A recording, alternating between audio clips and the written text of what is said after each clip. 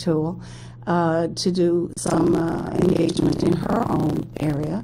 And then I think what we're going to do is we're going to ask you to have a look at this tool to see, is there any application for you, either between yourselves as community to funder. It can also work from funder to funder, or from government to government, from community group to community group, because it really is around how do you partner and what do you need to partner effectively. I will do that too. But just to close on that, open communication was really a key piece for us, and the fact that people were able to drop their barriers and be able to trust that the other person in the room was going to show them that degree of respect that they needed to feel comfortable to move forward. Linda's also asked me to identify for you that there is a brief that was prepared by the team as part of the overall project called Understanding Horizontal Governance. And for those of you who aren't familiar with that term, it is that process where groups from unequal,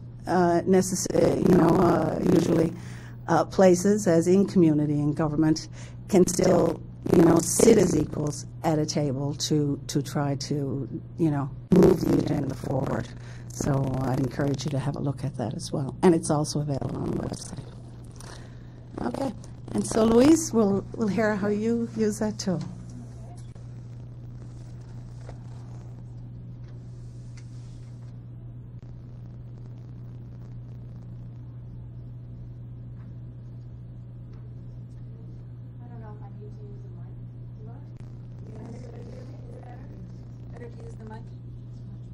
Better to use the mic?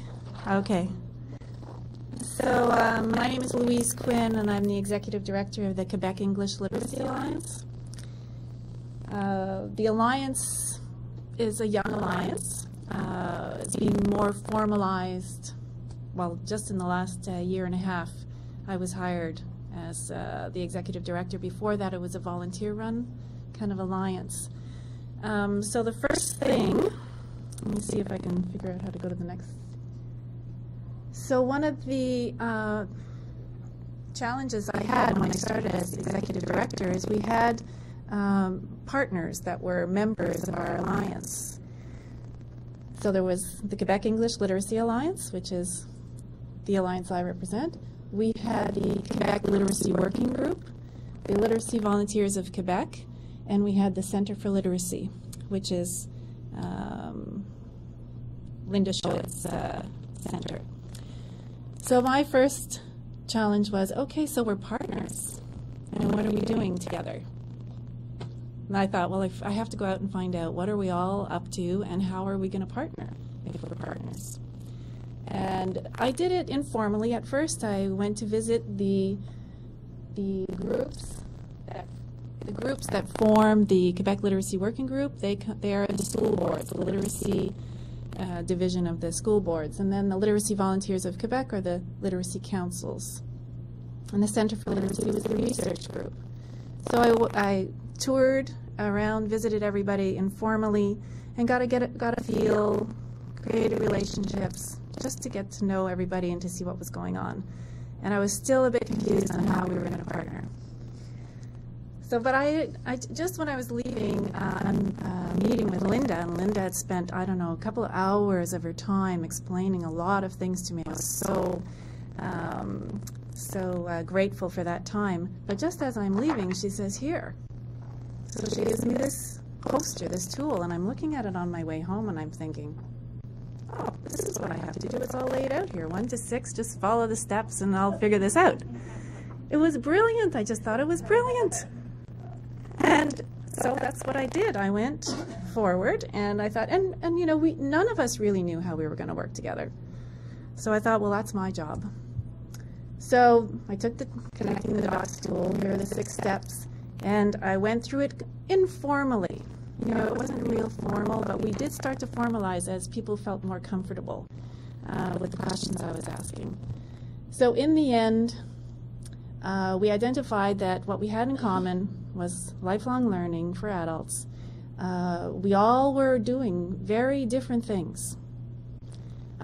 So I can't go over there, but you can see I tried to make it as simple as possible. I mean, it's much more complex what we're doing, but I wanted to make it simple so that the partners can understand each other and also communicate with each other when we're dealing with the intersection parts. So whenever we identified some of the intersections, there's more information there, but just to keep it simple. So when we're dealing with literacy tools, you know, the Center for Literacy, we worked out that Center for Literacy is the R&D, professional development, and so, you know, they're the pros in that area. So let's work with the pros when we're dealing with things like that. Then the LVQ, which is the Literacy Volunteers, the Quebec Literacy Working Group, they're trainers, tutors, and provide support. So, you know, we can work together in the intersections. For QELA, I come from a business background. I use business terms. So I think of it as business development. So that's why I was putting research and development, training and support. And then QELA, the Quebec English Literacy Alliance, was more distribution of the knowledge, the tools, and awareness. So that's how we figured we'd work together. And then there were tools that I could work with. QELA's mandate is workplace, workforce. So I can work with the Center for Literacy to get the help and the credibility that I need when I go out into the workplace or the workforce. I will work with literacy volunteers and QLWG, the Quebec Literacy Working Group, for tools and training. So, you know, at least we came up with a way we could partner. There's many more layers. This is multidimensional, but we started here. From there, because one of the challenges I had too, I had to develop a brochure. So who is QELA, and what's our mission, and what are the solutions that we have to help in the literacy community? So this is focused on workforce, workplace. It targets influencers. And in there I had to talk about our partners, so I really had to know, well, what are we going to do together? At a very high level and a very simple level, but it's not easy to, you know, take all this information and make it very easy for people to understand, even the partners. You know, so this is where we started, and this was the magic tool. I mean, it works. Yeah. So the couple of things I brought is the brochure that we produced based on this. We also did a pretty extensive communication plan that we're sharing with our partners so that our partners know what QELA is saying, what the messages are to each group that we're going to be talking to.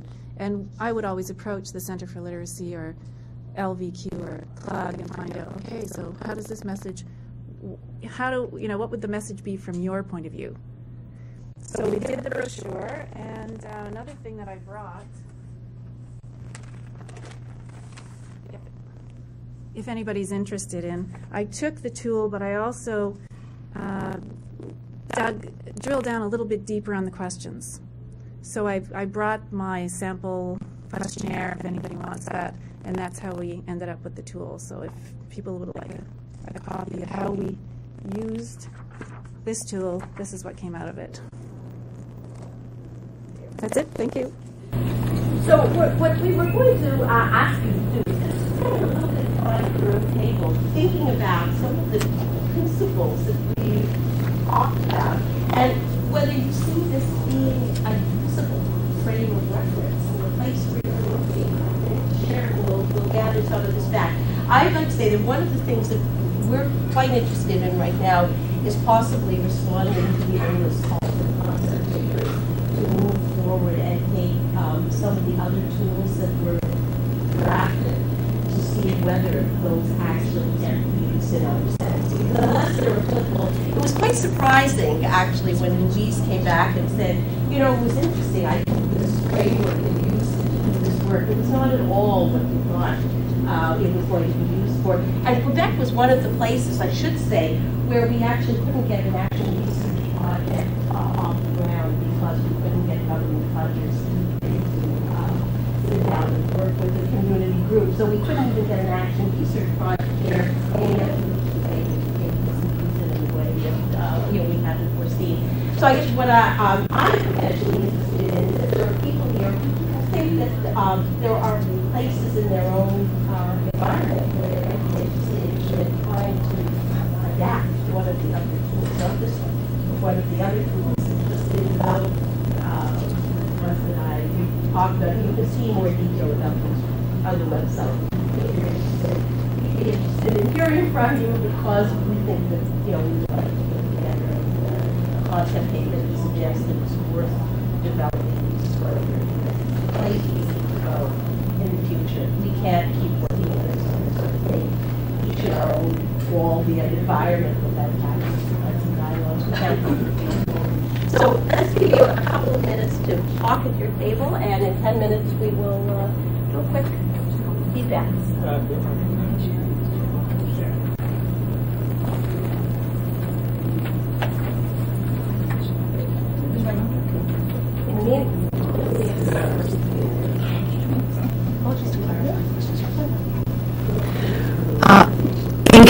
In case this might be helpful, if you have any clarifying questions that you might like to put forward to any of us before we begin.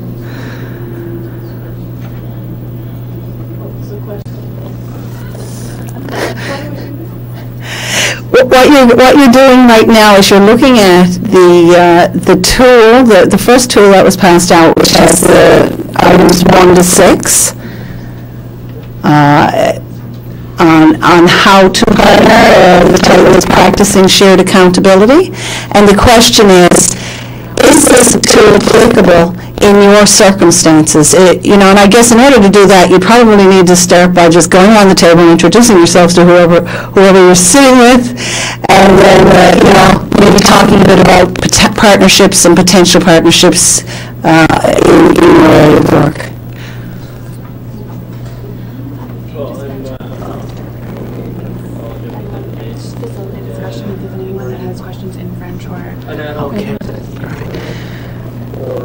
And just to remind you, there is an interpreter here seated at this table in case anybody wants assistance in terms of formulating questions.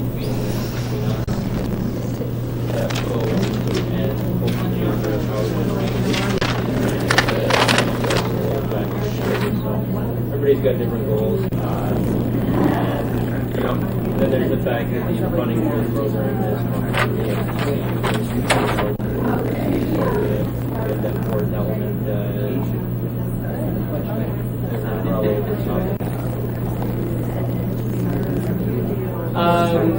OPG basically writes checks to the DevCo. DevCo pays the bills and takes care of the sort of in-kind contributions. The proposal was structured and hard work to start certain aspects of the responsibility, certain aspects of DevCo responsibility. My personal experience has been that one of the key things to managing the program is understanding the level of and understanding, and like they say, understanding their sort of accountability and the people to whom they don't feel accountable. More than anything, where do they want to feel accountable? Because that's a significant limitation. Well, and I'll use an example. If OPG has paid for 6 positions, one of the first names the development company pulled out a very big hissy fit. But OPG paid for 6 resource development advisor positions via the development. The RDAs are supposed to report to the head of the DevCo, who's co-located in our office conveniently enough. They're supposed to be responsible for all aspects of the development process, but the key one, and they're responsible for choosing council information, responsible for the DevCo. To some extent, not exactly, and that's where the problems come in. The program, I need information, I need